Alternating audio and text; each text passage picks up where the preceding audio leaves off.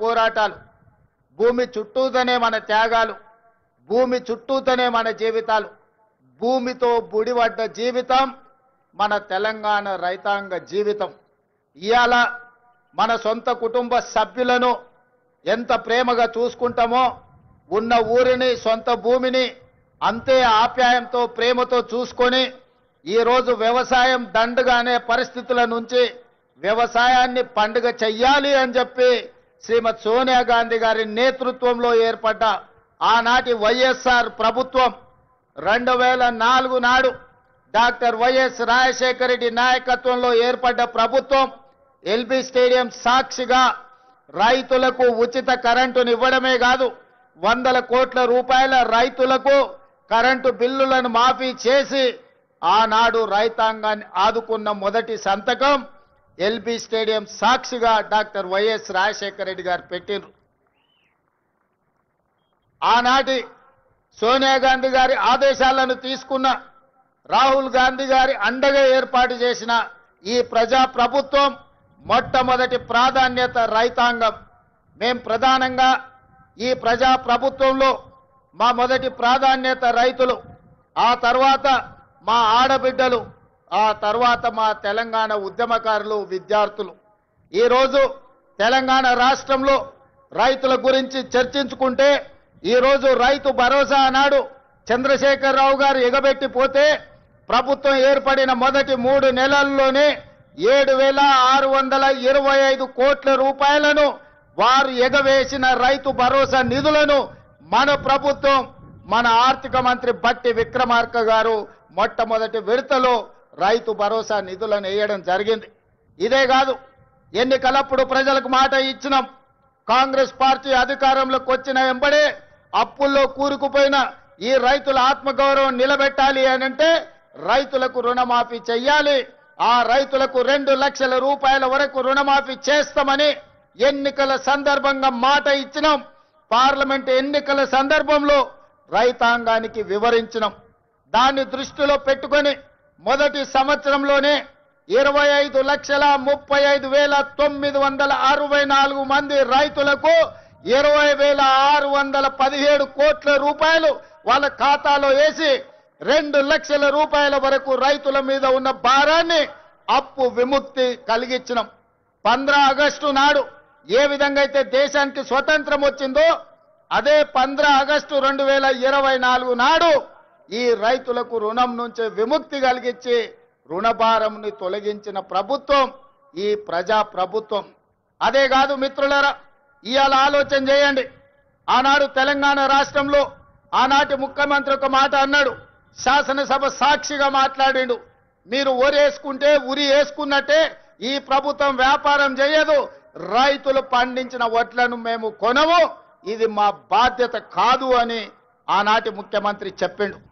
మరి ఆనాటి ముఖ్యమంత్రి ఆ విధంగా మాట్లాడితే మన ప్రజా ప్రభుత్వం అధికారంలోకి వచ్చిన వెంబడే రైతాంగానికి ఒక మాట చెప్పినాం, మీరు వరి పండించండి, చివరి గింజ వరకు కొంటాం, కొనడమే కాదు కనీస మద్దతు ధర ఇవ్వడమే కాదు, సన్న వడ్లు పండించండి, 500 రూపాయల బోనస్ ఇచ్చి మీరు పండించిన పంటను మేము కొంటామని తెలంగాణ రైతాంగానికి మాట ఇచ్చినాం.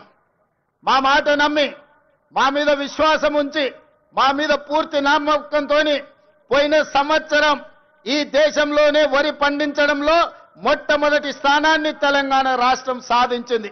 2,80,00,000 మెట్రిక్ టన్నుల వడ్లను ఉత్పత్తి చేసి దేశంలోనే మొదటి స్థానంలో నిలబడ్డ తెలంగాణ రాష్ట్రం సన్న వడ్లకు 500 రూపాయల బోనస్ ఇవ్వడమే కాదు, మీరు పండించిన పంట వడ్లకు 48 గంటల్లోనే మీ ఖాతాలో నగదు బదిలీ చేసినాం.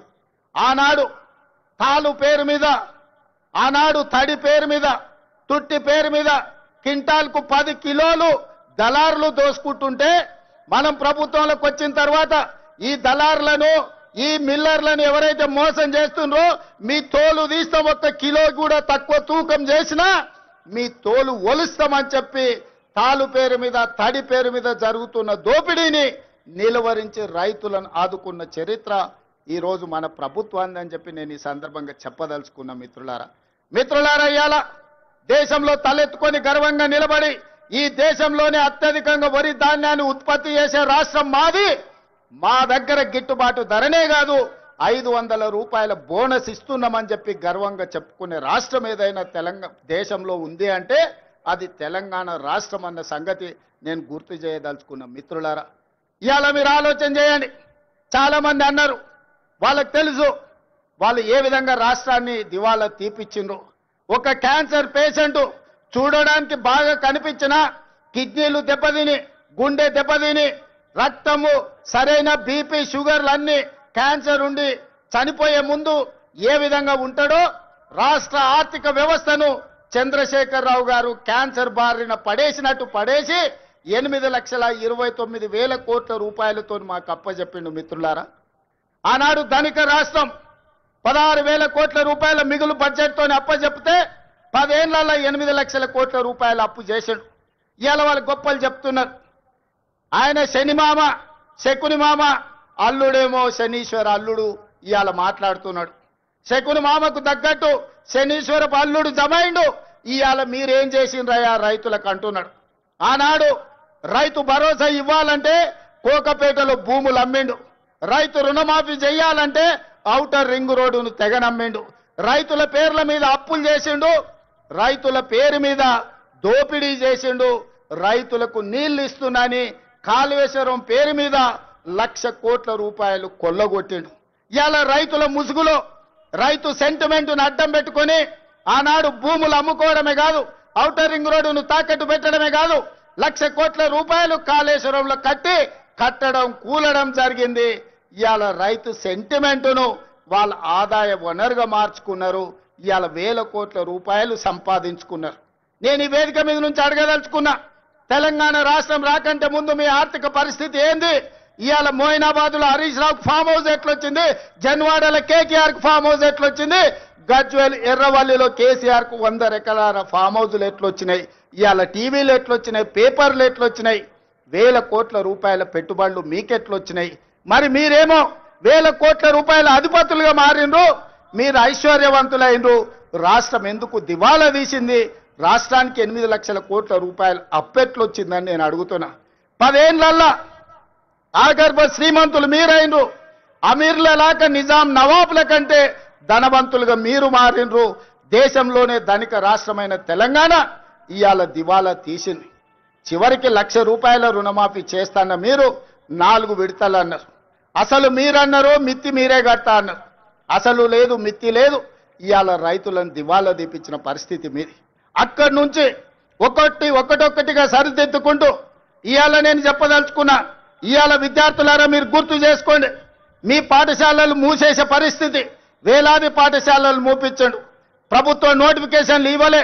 ఉద్యోగాల నోటిఫికేషన్ల కోసం ఇందిరా పార్క్ దగ్గర, లేకపోతే అశోక్ నగర్ చౌరస్తా దగ్గర, దిల్సుఖ్ నగర్ చౌరస్తా దగ్గర, అమీర్పేట్ చౌరస్తా దగ్గర వేలాది మంది విద్యార్థుల నిరసన కార్యక్రమాలు ఆనాడు ఉద్యోగాల కోసం చేశారు.